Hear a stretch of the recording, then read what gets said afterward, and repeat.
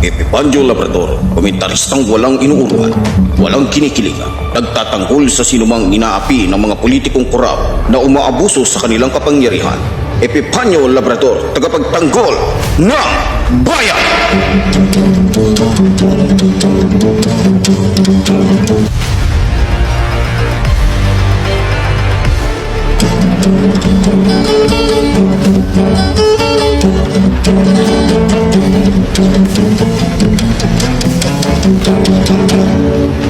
Okay, magandang umaga po sa inyong lahat, mga minamahal kong mga kababayan. So, nakita nyo naman po yung title ho natin ngayon. So, pero bago lahat, binabati muna po natin yung ating mga taga-subaybay, lalong-lalo na po yung mga supporters talaga natin na talagang noon hanggang ngayon ay hindi po talaga tayo iniwan, no? Umulan, umaraw, o sa hirap at ginhawa ay kasama po natin, no? Okay, sa umaga pong ito ay pag-uusapan ho natin ito pong naging mga naging pahayag nitong ni Congressman Abante. So marami po akong natuklasan dito, no? Akala ko ay ordinaryong bishop lamang o isang leader ng reliyon, isang kumbaga parang natural na pastor lang itong si Congressman Abante. Pero meron po ako natuklasan sa kanya at marami pa. So para po sa lahat, ito po, panoorin muna po natin itong kanyang video nang sa ganun ay mabigyan po natin isa-isa ng reaksyon. Panoorin po natin. Congressman Benny Abante, the chairman of the Committee on Human Rights. You are now recognized. Maraming salamat po, Mr. Chair. Dahilan sa Tagalog po ang inyong opening remarks, hayaan po niyo ko na mag-English naman. Sapagkat mayroong isang abogado dito, ininsulto ang isang member ng Quadcom na hindi raw marunong mag-English. Gusto ko pong sabihin sa abogadong yan na ako po ay marunong mag-English. Baka mas marunong pa ako sa kanya mag-English.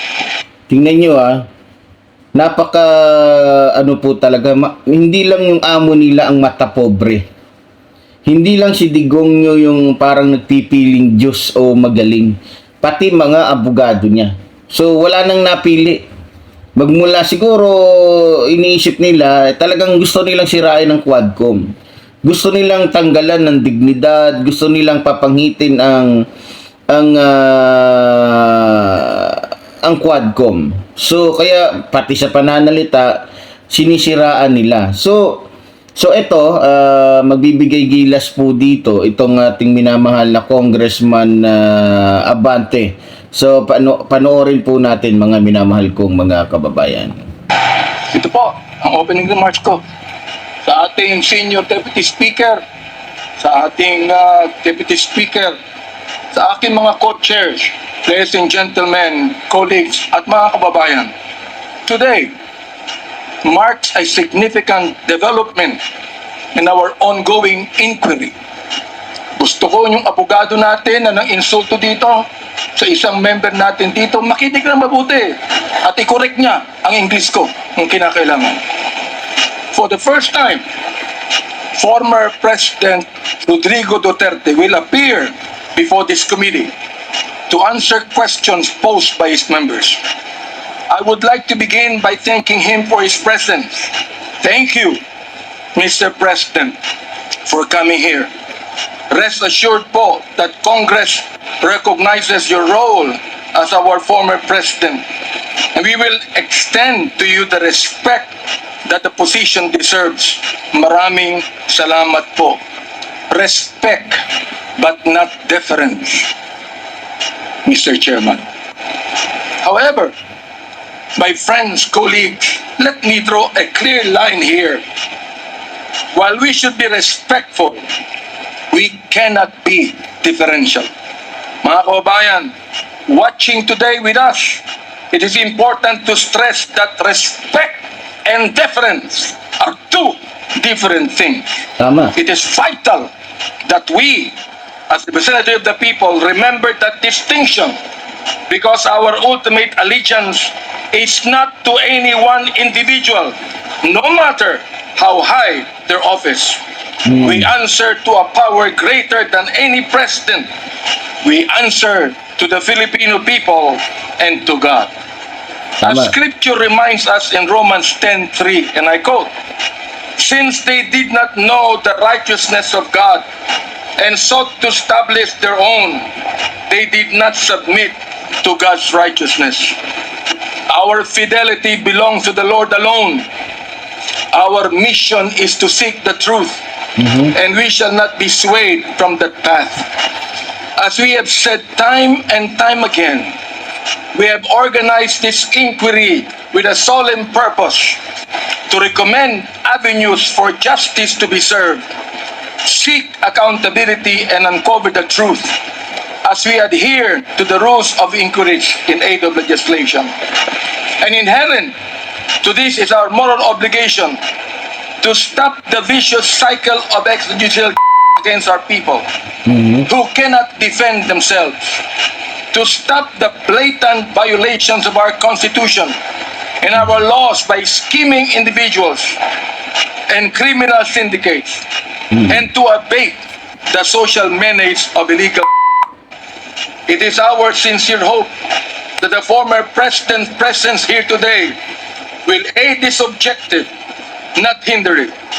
Today, we ask everyone here, including the former president, to speak openly and honestly, as this inquiry's goal is not to cast blame for its own sake, but to serve the cause of justice. Mr. Chairman, marahil po, hindi na po nakikilala ng ating former president. Magpapakilala po muli ako. Mr. President, ako po si Bishop Benny Abante, ang Pangulo ng Bible Mode, Bible Believers League for Morality and Democracy, na mayroong 6,000 churches sa buong mundo. Grabe, no? 6,000 churches. Doon pa lang, meron akong kilalang grupo, bishop din siya, pero yung nasasakupan niya ay nasa 10 churches lang. Pero marami na yun, 20 churches, so marami na yun. Pag nag-ipon-ipon nga sila, marami. Ito pa, 6,000 churches. Diba? Sa buong mundo na yan, Siya yung founder.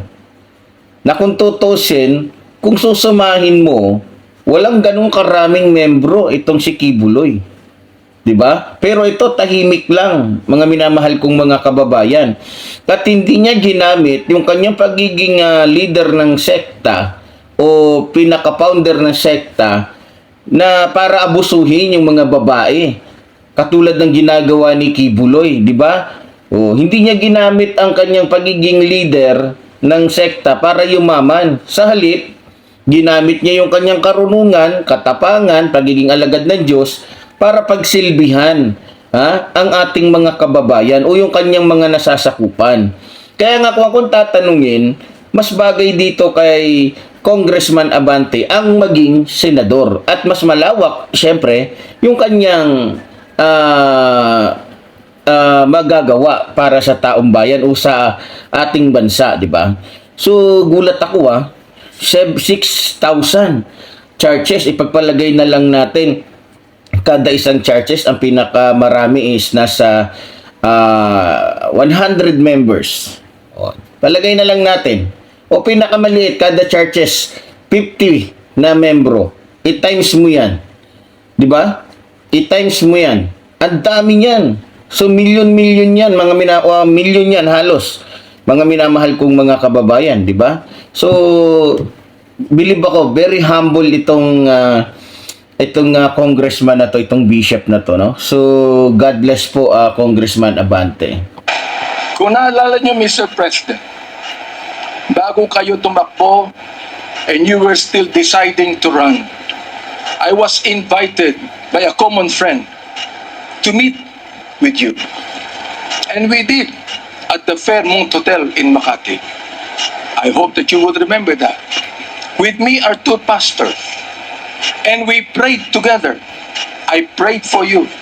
asking the Lord to give you the right decision to run for the presidency. I do not know you from Adam, Mr. President. But I believe in your cause. I believe in your plan. And because of this, Mr. President, I work hard to campaign for you. Many of the pastors of the Baptist community voted for you. Gusto ko pong marinig ito ng mga TTS trolls at TTS vloggers na tumitira sa amin at sinisira ang aking reputasyon. Gusto kong sabihin sa kanila, ilang boto ba ang ibinigay nyo kay former President? Ako po, Mr. President, libo-libong boto ang binigay namin sa inyo. Nagpasalamat ba kayo sa akin? Hindi. Nilapitan niyo po ba ako? Hindi. Mabuti pa, Senator Bongo, Mr. President, nagpunta sa aking simbahan at nagpasalamat sapagkat sinuportahan namin kayo at siya, Mr. President. So lumalabas dito, mga minamahal kong mga kababayan, na wala talagang utang na loob, no? Itong si Duterte, biro mo, pinagdasal pa siya nung nito ni Bishop Abante, kasama yung dalawang pastor niya, di ba? Ipinanalangin siya, sinuportahan siya. Kaya tama yung tanong niya eh. Kayong mga DDS, ilan ba binigay niyong boto? Ha? Ikaw, nung binoto mo, si Digongyo, nagdala ka ba ng milyon-milyon? Ha? Libu-libong mga membro para, o kasama para iboto siya? Wala.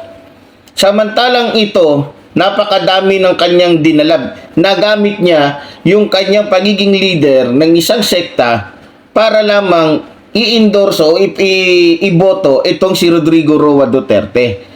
So, kaya po yan sinasabi ni Congressman Abante, dahil nakikita ko po, itong si Digongyo, naglilimot-limutan, nagtatanga-tangahan, nagmamaang-maangang kahit kilala niya, nakausap niya na, i-deny niya ito kasi nga sinungaling. 'Di ba? Sinungaling, biro mo, ang laki pa lang nagawa ni Bishop Abante sa buhay niya. Pero hindi niya magawang sabihin sa mga trolls niya o sa mga vlogger niya, huwag niya naman ganyanin yung bishop na yan. Hindi ganun yan. Kasi nga 'di ba, lumabas sa issue yung kay Dan Fernandez, naalala nyo? At saka yung sa kanya, na di umano ay inutusan yung isang sinungaling na kernel na hindi ko alam kung saang imperno galing yun, na bigla na lamang po naglabas ng testimonya ng isang kasinungalingan na imposibleng gawin po ng isang bishop. Diba? Imposible po yan na gawin ni Congressman Abante. Dahil unang-una, wala naman siya mapapala kung gagawin niya yun. Hindi naman siya magiging presidente. Diba? At hindi siya kikita ng bilyon-bilyon. Diba? Ngayon, para lamang masira yung Quadcom, yung magandang adhikain ng Quadcom, nagbayad yata itong mga Duterte dun sa kernel na yun, o baka kasabwat yung kernel na yun sa sindikato, kaya nagbuwis ng sarili niya para lamang sa sindikato nila. Yan ang nakikita ko, mga minamahal kong mga kababayan eh. Yan ang napapansin ko eh. No? So, ewan ko lang kung ano po yung nakikita nyo dito. Pero yan po ay base po sa aking nakikita. Yan po ay aking sarili lamang opinyon. No? So, biro mo, buti pa daw si Bongo. Nagawang magpasalamat dahil tinulungan. Talagang masasabi mo talaga na itong si Digongyo, napakahayop talaga nito eh. Nakuha niya na yung gusto niya eh. Ganun siya. Once na, ganun din ang ginagawa niya sa mga tauhan niya. Diba? Pagka ikaw ay kagaya ni Asierto, o ni Colonel Asierto, nung nakuha niya na yung gusto niya kay Asierto, pagkatapos niya nang gamitin si Las Cañas, si Mutabato, at yung iba pa, pag marami ka nang alam, itutumba ka na.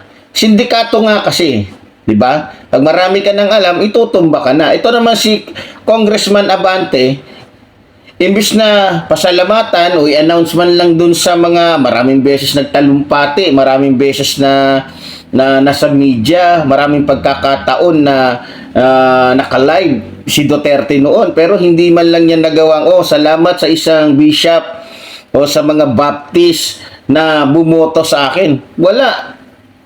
Wala siyang ganun, 'di ba? Sa halip, ang pinasalamatan niya si Kibulok, na kung saan yung membro hindi pa umabot ng kahit mga 10,000 man lang, na kung saan pinapalabas na mayroong 5 million ba o 7 million. Parang ganun eh. Ganun yung gusto niyang pero hindi totoo ayon sa pulisya at sa SEC. No? Hindi ganun kadami. Mas marami talaga yung membro ni Congressman Abante. 'Di ba? So, imbes na magpasalamat siya kay Congressman Abante, kahit mga sabihin niya na, Pastor o Bishop, salamat dahil sa panalangin mo, nanalo ako dahil sa suporta ninyo. 'Di ba? Pero walang gano'n. Pero hindi na natin expected na natin 'yan kasi demonyo nga eh, 'di ba? So, tuloy po natin.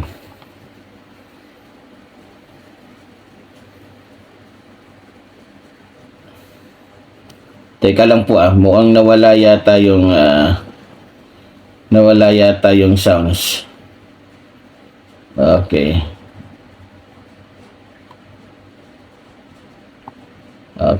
Pinigay nyo kay former President. Ako po, Mr. President, libo-libong boto ang binigay namin sa inyo. Pasalamat pa kayo sa akin? Hindi. Nilapitan niyo po ba ako? Hindi. Mabuti pa, Senator Bongo, Mr. President, nagpunta sa aking simbahan at nagpasalamat sapagkat sinuportahan namin kayo at siya, Mr. President. Now, gusto kong sabihin po dito sa Quadcom na ito, ako ba'y lumapit sa inyo para humingi ng pabor? Hindi po.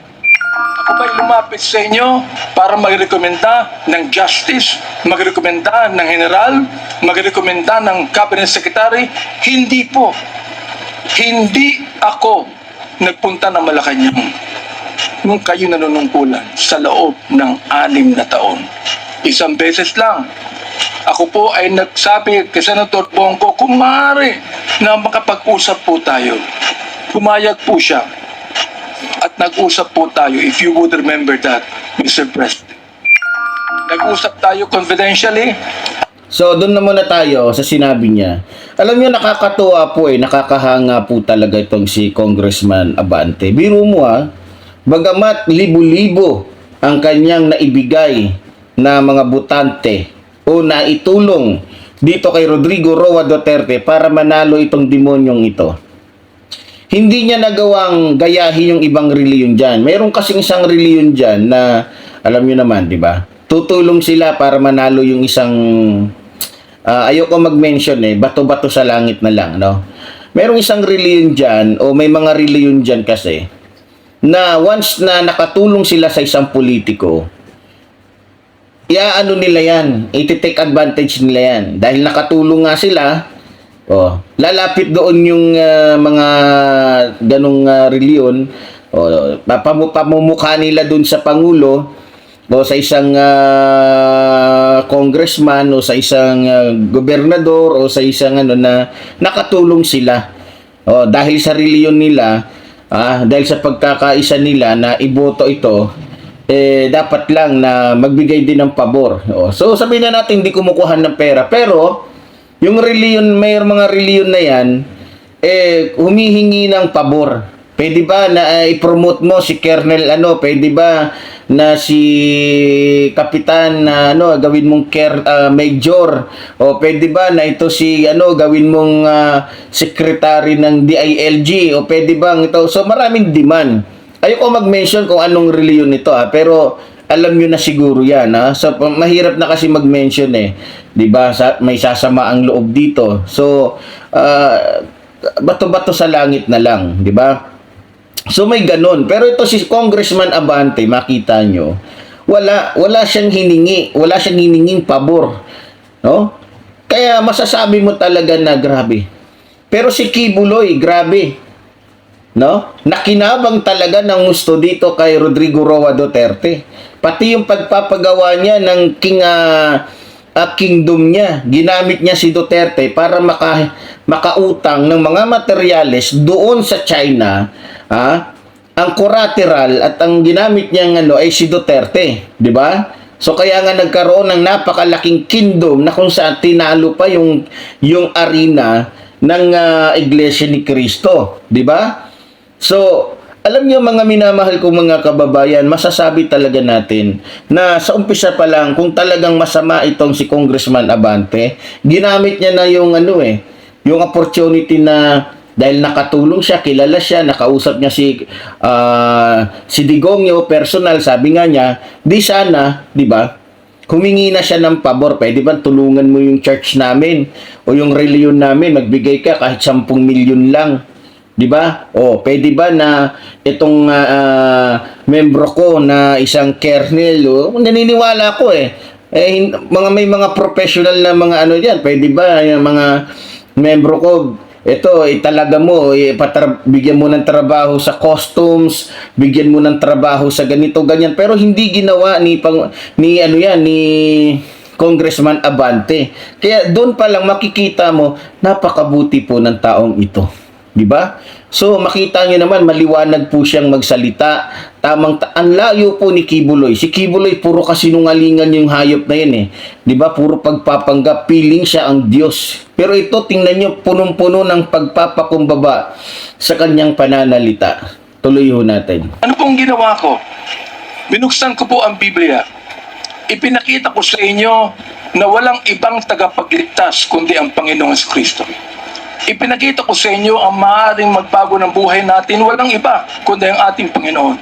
Sinabi ko sa inyo ang nakalagay sa John 3:16, "For God so loved the world, that He gave His only begotten Son, that whosoever believeth in Him should not perish, but have everlasting life." O biro mo, imbis na pumunta si Congressman Abante doon sa Malacanang, imbis na samantalahin niya, imbis na ang ibuklat niya, ang ipakita niya ay yung mga listahan ng mga gusto niyang i-endorso o listahan ng mga gusto nilang bilhin na ipapasagot kay Rodrigo Roa Duterte, hindi niya ginawa yun. Sa halip, salita ng Diyos sa Biblia, ang binasa niya, siya pa ang nagbigay.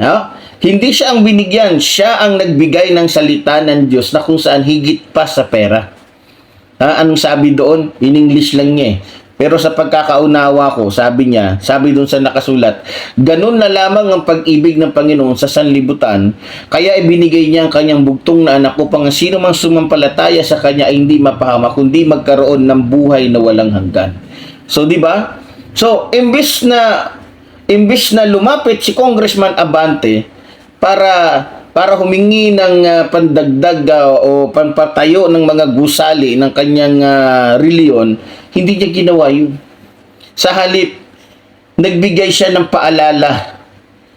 Paalala sa isang pangulo na walang ibang tagapagligtas kundi si Jesus Christ at hindi si Kibuloy.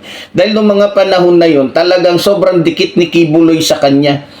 Talagang nakadikit si Kibuloy at hindi nilalayuan si Digongyo na kung saan nilalason ni Kibuloy yung isip nitong ni Digongyo na kung saan sang-ayon si Kibuloy sa ginagawa ni Duterte sa pagpatay sa mga tao o mga Pilipino, may kasalanan man o wala. So, kaya nagka-leche-leche ang buhay ni Digong dahil imbis na dumikit si Digong sa mga tunay na lingkod ng Diyos, dumikit siya sa isang taong mapagpanggap na Diyos.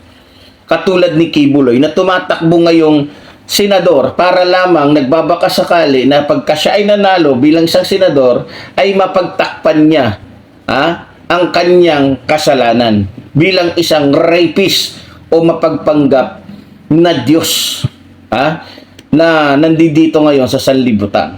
Tuloy ho natin. Binantayan ko ang inyong panunungkulan. Nakita ko na maganda ang plano nyo. Nakita ko po, Mr. Chair, na ayaw ng Pangulo na itong bansang Pilipinas mahulog sa kamay ng mga lords at traffickers. Maraming salamat po sa inyo. Nagsimula kayo ng war on kami mga kapastoran, bilib po sa inyo, sa inyong ginawa. Sabi nyo, 6 months lang, kaya nyo tapusin ang war on na ito. Inabot po kayo ng 6 na taon. Hanggang ngayon, meron po tayong war on. Hindi po namin nakalain, Mr. President, na sa war on na yan, mamamatay ang more than 30,000, Mr. President. Hindi ko akalain na more than 7,000 na mga pushers ang mamamatay sa kamay ng mga kapulisan at sa kamay ng mga riding in tandem. At sinabi po ng ating ibang kapulisan, at gusto kong sabihin, hindi po lahat ng kapulisan, sapagkat ang karamihan po ng ating kapulisan mga mabuting tao Tama. at nais protektahan ang bansang ito. Tama. Pero ang ilang mga pulis ay po, at dito nag-testify ang ilan na merong reward system na inyong itinanggi nung kayo ay nag-testify under oath doon sa Senado. Ngayon po, bilang bishop po ng Bible Mode, hindi ko akalain na kinakailangan tayo ng more than 30,000 people para masugpo po at sa atin. Aba, Mr. Chair, talo pa natin ang Mexico. Sapagkat ng Mexico, nakita ko wala pang 10,000 namatay. Talo pa natin ng Colombia. Naging feels po ang Pilipinas nung panahon ninyo, nung kayo nanunungkulan. Naniniwala po kami na dapat hindi manatili ang dito sa ating lipunan. Subalit, hindi po ako naniniwala na dapat tayong pumatay ng more than 30,000 people. Dahilan dito ay si Kian Alejandro. Ano ang kasalanan niya? Ay ang isang 3-year-old na bata na nahagip ng stray bullet dahilan ay sa isang drug pusher. Ang 9-year-old na bata doon sa Caloocan, Mr. President, Mr. Chair, ang kanyang bala ay nandun pa sa kanyang katawan nung siya'y nilibing. Subalit anong sabi ng funeral service? Siya po'y namatay dahil sa pneumonia. Ay po ang isang driver ng tricycle driver sapagkat sinakay niya ang isang drug pusher. Yung drug pusher pero yung driver ng tricycle din, Mr. President. Hindi niyo po alam to. Hindi niyo po alam to. Ngayon, meron pong isa dahil sa tokhang kumatok sa isang pintuan, hinanap ang isang taong nagngangalampilo na isang pusher. Hindi nakita. Ay, yung pinagtanungan, yung pilo, buhay pa, Mr. President, Mr. Chair. At naglalako pa, palagay ko, ng hindi ko po maintindihan to. So yun. So, ayun nga po yung tama po si Congressman Abante. Ako sa totoo lang, nung nagdeklara po si Digongyo na tungkol nga dyan sa war on drugs, mga kababayan, isa po ako sa natuwa. Siyempre, sino ba namang hindi matutuwa, mawawala na yung mga adik sa ating lipunan. Pero, ang hindi natin alam, at hindi sinabi ni Digongyo na pati yung mga walang malay ipapapatay niya. Ha? Pati yung mga batang inosente ay isasama niya sa pagpapapatay. Ha? Sa pamamagitan ng riding in tandem. Sa pamamagitan ng mga pulis na inutusan niyang pumatay. 'Di ba? Ang usapan kasi dito war on drugs. No? Kaya sumuporta po maging ang mga kapasturan dahil ang iniisip nila, kontra droga ito. Gera kontra droga. So, expected ng mga pastor, dahil nga nakita nila na etong si Digongyo ay nagpapanggap na mabuti, makadiyos, makatao, sinuportahan nila. Pati ako, sinuportahan ko na. Pero, nung nangyari na yung nasabing war on drugs, ang pangit po ng kinalabasan. Pati yung mga dating adik na nagbagong buhay na, nag-asawa, inayos ang buhay, nagtrabaho para sa pamilya, para sa kanyang anak, sa kanyang asawa, para sa kanilang kinabukasan. Pinatay. Kumbaga, sa kabila ng kanyang pagbabago, dahil siya ay isinama doon sa master list ng mga kapulisan. Inilagay doon sa PIDEA yung pangalan nila. Bagamat 10 taon, mahigit na silang nagbagong buhay. Pinatay, isinama. Dahil lamang sa ang hinahabol ng mga kriminal na mga pulis noon ay yung reward. Dahil may reward system nga eh. Yung pabuya. So, walang kamalay-malay, yung isang taong matagal nang nagbago, walang kamalay-malay, yung isang puslit na bata, walang kamalay-malay, yung isang inosenteng driver na nagdadrive lang naman, na walang alam kung sino yung sinakay, walang kamalay-malay, yung isang taong nasa loob ng pamamahay na tinanong lang kung nasaan yung isang tao nang hindi nakita, binaril. Walang kamalay-malay yung mga kababayan natin na inosente, napapatayin sila o kakatayin sila ng mga pulis na ang habol ay yung reward system. 'Di ba? Pero dito, sinabi ni Congressman Abante, alam ko hindi mo alam yon. Pero, siyempre, nung lumabas yun, presidente pa siya eh. May namatay, ganito, ganyan, may sumisigaw ng hustisya, posibleng hindi niya alam yon. Alam niya yon. Pero anong ginawa niya? Nagbingi-bingihan siya. Nagbulag-bulagan siya. Ano pa? Imbis na suportahan niya, paimbestigahan niya, tinatakot pa niya yung pamilya ng mga biktima. Na kung saan, nawalan ng pag-asa, nawalan ng boses, nawalan ng pagkakataon para mabigyan ng hustisya yung pagkamatay ng kanilang mga kaanak, na kung saan walang kamalay-malay, nakakatayin pala ng mga lesbo na ang habol ay yung reward system. Tama? So, nung nangyari po yon, nakita ko, mukhang may mali. Mukhang may mali.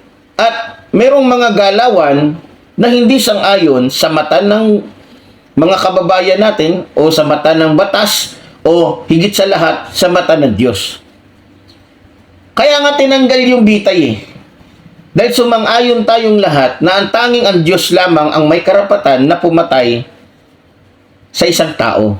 Kaya inalis, sinang-ayunan yan ng Kamara ng mga Pilipino na alisin yung parusang bitay dito sa ating bansa. Dahil ayon nga sa ating nauunawaan at ayon na rin sa ating na naririnig sa salita ng Diyos na tanging siya lang ang may karapatang pumatay ng kahit sino, makasalanan ka man o ikaw na yung pinakamakasalanan ng tao sa buong mundo. Diba? Kaya nga tinanggal natin yung bitay eh. Kasi hindi tayo sang-ayon na ang isang hukuman o ang isang tao, mayor ka man, presidente ka man, wala kang karapatan magpapatay kahit general ka pa. Kahit pulis ka pa, militar ka pa, o anumang ang iyong antas sa buhay. Kaya tinanggal yun dahil hindi tayo sang-ayon na ang kahit sino sa atin ay magkaroon ng karapatang pumatay sa gusto niyang patayin. Tama? Pero anong kinalabasan? Yung war on drugs ni Duterte, ikinagulat ngayon ng mga kapasturan na mayroong takot at may alam sa salita ng Diyos. Diba? Maging ang hukuman, nagulat. Tinanggal yung bitay, pero ano nangyari? Naging laganap yung patayan. Na kumbaga, parang langaw na lang yung 30,000 katao na pinatay ng mga kapulisan at ng iba pang mga nasa ahensya na mayroong karapatang humuli sa mga nasabing mga suspect. Di ba? So, doon na nagumpisa.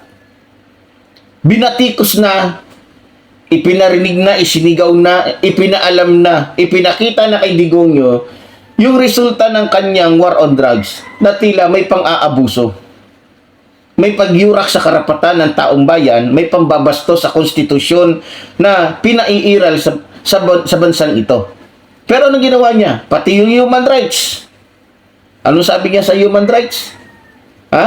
Wala akong pakialam sa human rights. Binastos niya. Anong sabi niya? Nagyabang siya. Akong bahala. Pananagutan ko lahat yan. Pero anong nangyari doon sa mga pumatay na pulis? Nung pagpasok na ng Administrasyong Marcos, iniligtas ba niya? Pinanagutan ba niya? Hindi. Sa halip, mas diniin pa ni Digongyo yung mga kapulisan na naniwala sa kanya na siya ang bahala. na ngayon ay natanggal na sa serbisyo, yung iba nakakulong, yung iba naman patay na. Di ba? Dahil no choice na yung mga drug addict nun Pwede naman silang kausapin para sumuko. Pero ang nangyayari, hindi na oplan tokhang kundi oplan patay talaga. Kasi ang alam ko kasi noon, yung sinasabing oplan tokhang, parang ano lang yan yung tawag nito, yung inganyuhin mo na sumuko na kayo. Yun ang pagkakaunawa ko Kasi kung sasabihin ni Digong yung oplan patay, mukhang maraming hindi sasangayo. Kaya kumbaga inilihis nila yung salitang oplan patay sa tokhang. Ang pagkakaunawa naman ng iba, maging mga pastoran, ano lang. 'Di ba? So, i-invite lang, patitigilin lang, kakausapin lang, pero hindi yun Meron tayong nakikita noon na ganoon ang ginagawa, pero hindi talaga yun ang pinaka-target nila. Yung kumausap, kundi yung pumatay talaga. So, ako man ay nagsisi. Ako ay nagtaka. Ako ay nanlulumo. Ako ay nangihinayang sa buhay ng mga Pilipinong may karapatang magbagong buhay. At ako din ay nangihinayang doon sa mga taong nagbagong buhay na pinatay pa rin. Di ba? At lalo na ako nangihinayang sa mga buhay ng mga taong walang kasalanan na pinatay rin. Na kung saan, kung kikwentahin, mas marami pa yung inosenteng tao ang pinatay. Doon sa 30,000 katao, mas marami pa yung inosenteng namatay kaysa doon sa mga tunay na mga addict, pusher, na mayroon ding namang karapatang magbagong buhay o iharap sa hukuman. Diba? Pero, hindi natin masisisi itong si Congressman Abante na magsalita siya ng ganito dahil yan po ang totoo. At kung ano man yung sinasabi niya ngayon tungkol dyan, sang-ayon ako. So tuloy po tayo. Hindi ko po maunawaan kung bakit ganon. Samantalang sinuportahan kayo ng maraming pastor ng Baptist community. Ang ilang mga kapastoran po nandito at ilang mga pastor namin nanonood ngayon at pinapakinggan ang aking tinig, Mr. Chair. Ako po ay binabas araw-araw ng mga bashers ng DDS troll, ng DDS vloggers. Minumura itong taong ito. Sinisira ang aking reputasyon. Minumura po ako ng katulad ng inyong pagmumura, Mr. President. Hindi ko akalain kung bakit gagawin nila yan. Ang tanong ko, ilang boto ba ang ibinigay ng mga DDS vloggers sa inyo? Gusto kong sabihin sa inyo, I can testify on this, na libu-libong boto ang nakuha nyo sa Baptist community at hindi ako humiling ng anumang pabor sa inyo, Mr. President. In fact, Tama. kung naalala nyo, Mr. President, sinabi ko kay Senator Bongo na nais kitang imbitahan sa aming selebrasyon ng National Baptist Day, Mr. President. Nihinto ko lang po yung pakikipag-usap na ito ni Delga sa ating presidente para po makapakinig po sa akin ng tama. Inibitahan ko kayo. Nagpunta ho kayo, Mr. President. Doon po sa SMX, nakita nyo ang 7,000 na mga Baptist leaders na nakinig po sa inyo. Sa inyong speech, Mr. President. Oo. Doon po sa speech ninyo, sa harapan po ng mga bishop at ng mga pastor, nagmumura kayo. Pinagbigyan po namin kayo. Kahit na hindi maganda sa amin makarinig ng mura, pinagbigyan po namin kayo dahil kayo ang Pangulo at dapat namin kayong respeto, Mr. President. So biro mo wala na talagang pinipiling lugar, wala nang pinipiling panahon o oras itong si Digong. Basta gusto niyang magmura. 'Di ba? Pero kung sa bagay, kasi nga, 'di ba, tulad ng sinasabi ko, likas kasi na demonyo tong taong 'to Pinanganak talaga tong si Digong na may 10 sungay. Kaya wala talagang pipiliin 'yan na oras o panahon. Kahit pa ang kasama niya pa siguro ay Diyos na totoo. Diyos na lumikha sa langit at lupa, pag gusto niyang magmura, dahil likas na sa demonyong ito na magsalita, ako, mahilig ako magmura, lalong-lalo na sa mga taong siraulo, gago, na katulad ni Rodrigo Roa Duterte. Pero, never kong ginawa na magmura, lalo na't kasama ko, imam,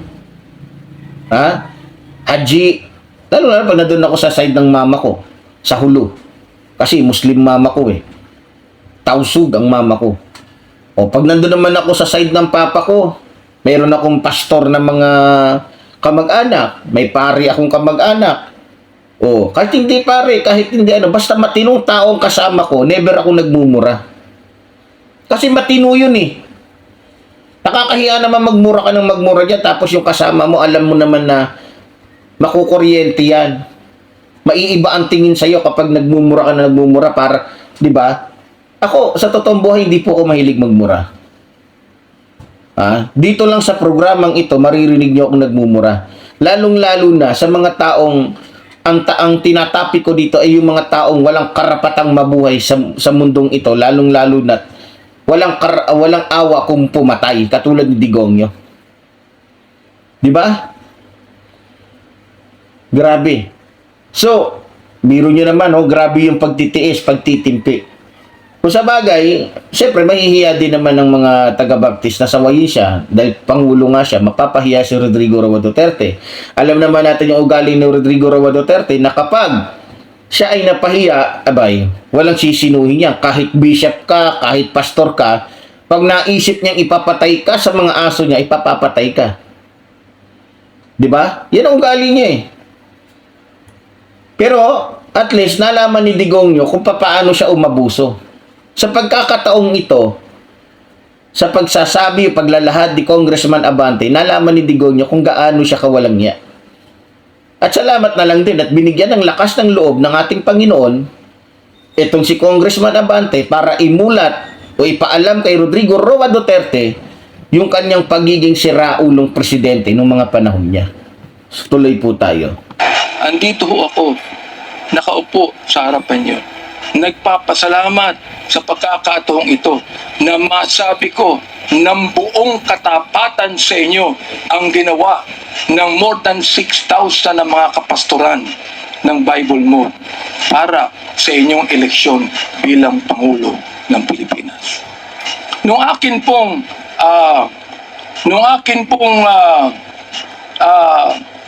nag-file ako ng bill, Mr. President, yung pong tinatawag nating Republic Act 11897, an act declaring the second Thursday of January of every year as special working holiday to be known as National Baptist Day. Sinuportahan po ito ng lahat ng mga congressman. Sinuportahan po ito ng lahat ng mga senador. Okay. At nilagay po sa inyong opisina. Pinirmahan nyo ba ang bill na yan? Hindi po. Naging batas yan because it lapsed into law after 30 days. Pero, okay lang po sa amin yun. Okay lang po sa amin yun. Biro mo para yun na lang, napakasimple, hindi pera, hindi siya humingi ng pabor para mag-appoint o ipa-appoint yung mga membro niya sa ganitong posisyon, sa ganitong hindi humingi ng pera para lamang sa, 'di ba, sa mga proyekto nila sa church nila.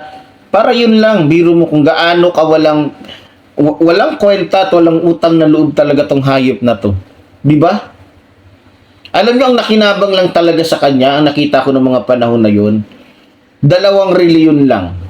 Ayoko lang i-mention dito. Yung reliyon ni Kibuloy at yung isang reliyon na alam nyo na, di ba? Na kung saan mahilig mag-request na alam natin yan. Tingnan nyo dyan sa kung sino mga nakaposisyon dyan. Tingnan nyo kung anong mga reliyon ng mga nakaposisyon dyan sa gobyerno. Tanungin nyo. Magugulat kayo. Halos karamihan sa gobyerno, yung karamihan dyan, yung iba dyan, yung reliyon na yan ang nakaposisyon sa magagandang posisyon. Dahil sinasamantala ng reliyon na yan na sila ay nakatulong sa ganito, ganyan na politiko. Ayoko mag-mention dito. Baka sabihin ay naninira tayo dito. Ang nakinabang noon at talagang sulit na nakinabang at talagang umabuso na reliyon, dalawa lang. Ewan ko lang sa iba pa dahil hindi ko na alam.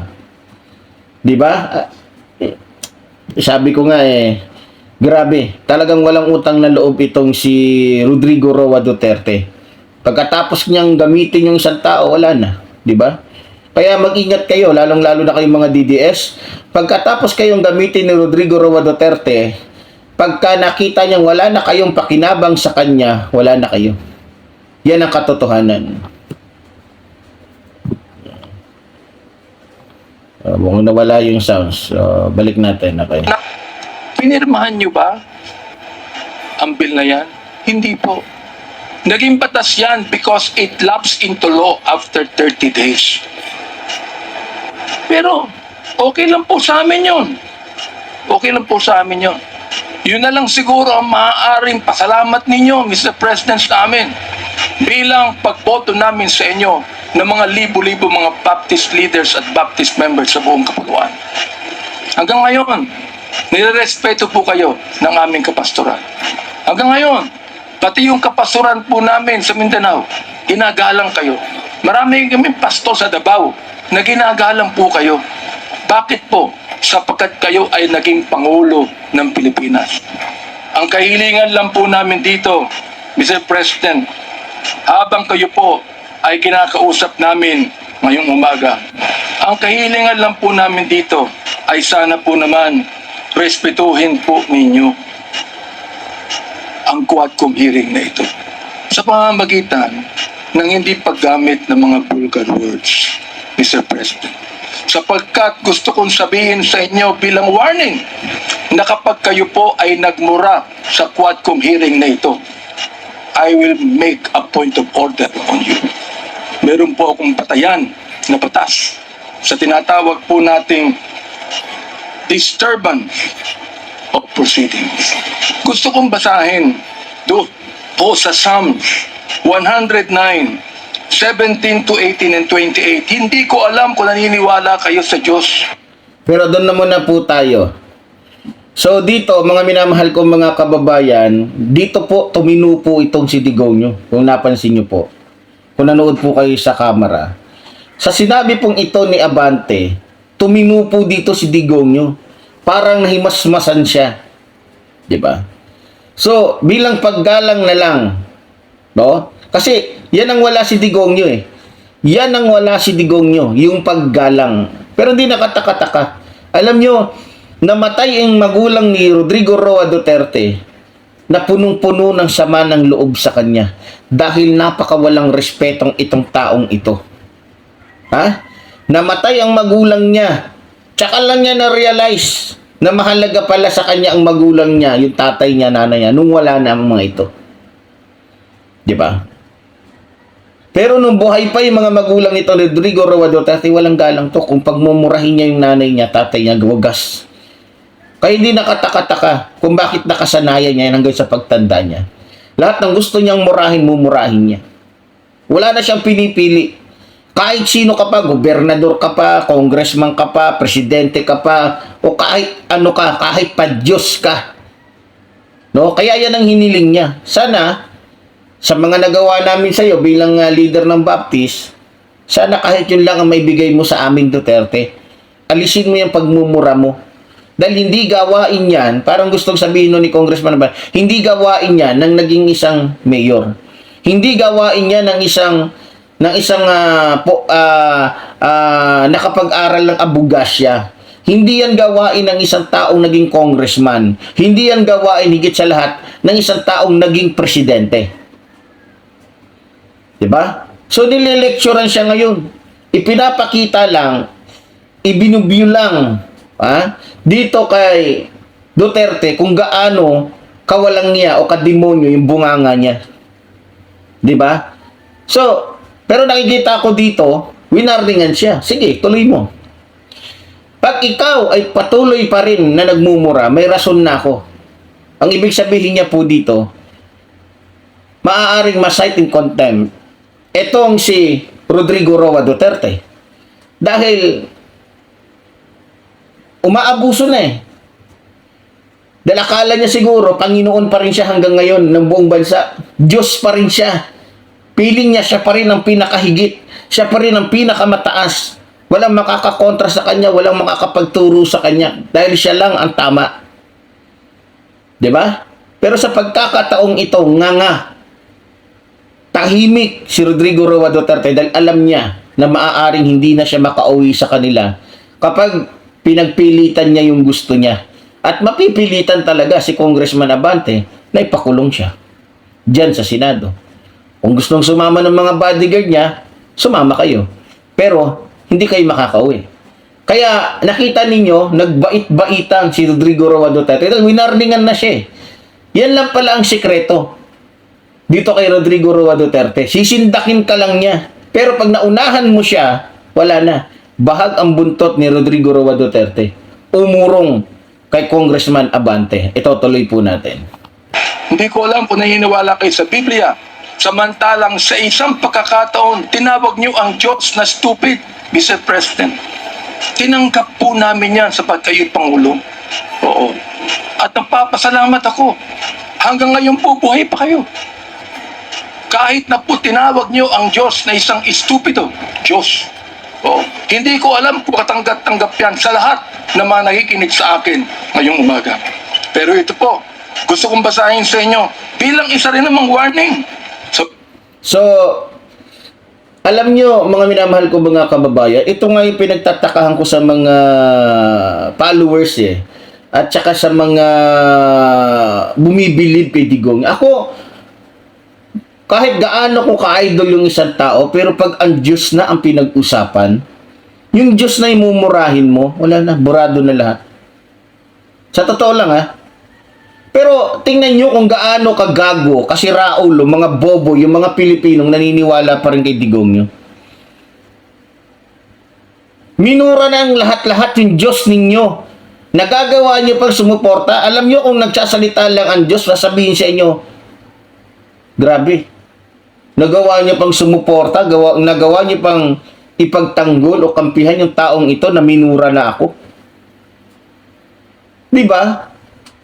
Kaya nga naiisip ko na lang, siguro kahit narinig na nila na minura mismo ang Diyos na makapangyarihan sa lahat, siguro nabigyan tong mga to, nabayaran tong mga to, o nakikinabang tong mga ito, o baka may mga posisyon itong ina-after, o may sila, may utang na loob sila, kaya kahit alam nilang Diyos na yung pinag-uusapan dun sa ginawa ni Digongyo, okay lang sila. Kaya natanong ni Congressman Abante na, ewan ko lang, naniniwala ka sa Bible. Pero ako sa tingin ko, hindi naniniwala sa Bible yun kasi mas naniniwala siya sa salita ng isang sinungaling na pastor. Katulad ni Kibuloy, na kung saan yung nakasulat sa Biblia, binabago, minamanipula, dinadagdagan nang siya ganon, linlang ng mga tao. Diba? Imbis na magbasa si Digongyo, makinig sa aral ng Diyos sa Biblia, ang pinakinggan niya kasi yung isang taong mapagpanggap na katulad po ni Kibuloy, na kung saan ginagamit yung nalalaman niya sa Biblia, ina-apply sa sarili niya na kunyari siya yun. Kaya ang nangyari, imbis na bumatay si Rodrigo Roa Duterte sa mababasa niya sa Biblia, bumatay na lang siya doon sa isang taong sinungaling na nagpapanggap na anak ng Diyos, na yung pala'y anak ng demonyong 10 ang sungay. Diba? So, ito lang po ang nakikita ko na grabe talaga itong si Digongyo, mga minamahal ko mga kababayan, walang hiya talaga. Kaya doon sa mga DDS, mahiya kayo sa sarili nyo. Tandaan ninyo, ang minura ng amo ninyo, ng sinusuportahan ninyo, ay ang Diyos na tunay. Pero hindi kayo nahihiya na makita ng Diyos na tunay na kumakampi kayo, nagrarally-rally pa kayo para lamang ibaksak ang administrasyong Marcos. Sa lahat ng magagawa ng tao sa mundong ito, na pinakamabigat na kasalanan ay yung murahin mo ang Diyos. Iyon nga lang magbiro ka gamit ang banal na Espiritu Santo ayon sa Biblia, pinagbabawal yun at wala yung kapatawaran, yung pa kayang murahin mo ang Diyos. Nasaan ang mga isip ninyo? Kayo ba mga sumusuporta Kayo bang karamihan na sumusuporta kay Digongyo hindi mga Kristiyano? Natutuwa kayo na minura ng isang presidente yung Lord of Lords na walang iba kundi ang Diyos na makapangyarihan sa lahat. Natutuwa kayo, nakalimutan niyo yun, bibingi-bingihan kayo, nabubulag-bulagan kayo. Grabe. Iba na talagang nagagawa ng pera, no? Iba na. Alam ko may ina-after May ina-after yan. Hindi yan magkakaganyan yung mga ni supporter ni Digongyo. Kung wala yung mga biro mo, kitang-kita na nga nila, rinig na nila. Diyos na makapangyarihan sa lahat ang sinabing estupido. Pero anong ginawa ng mga members niya, ng mga supporter niya? Nagbingi-bingihan, nagbulag-bulagan. Kaya masasabi mo, mga kampon kayo ni Satanas.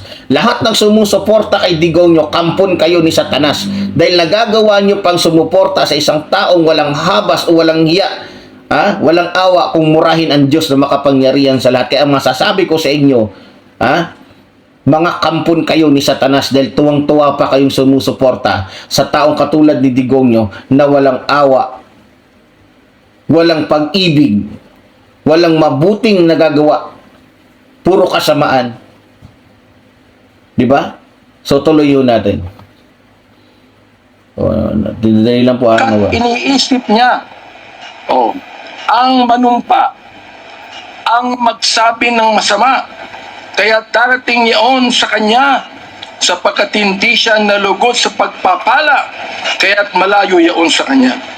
Dahil binihisan niya ang sarili niya ng pagsabi ng masama o pagsumpa na gaya ng kanyang sariling damit, yaoy papasok sa kanyang kalooban na gaya ng tubig at gaya ng langit sa kanyang mga buto. Hayaang sumumpa sila. Hayaang sila ay magmura. Ngunit magpala ka.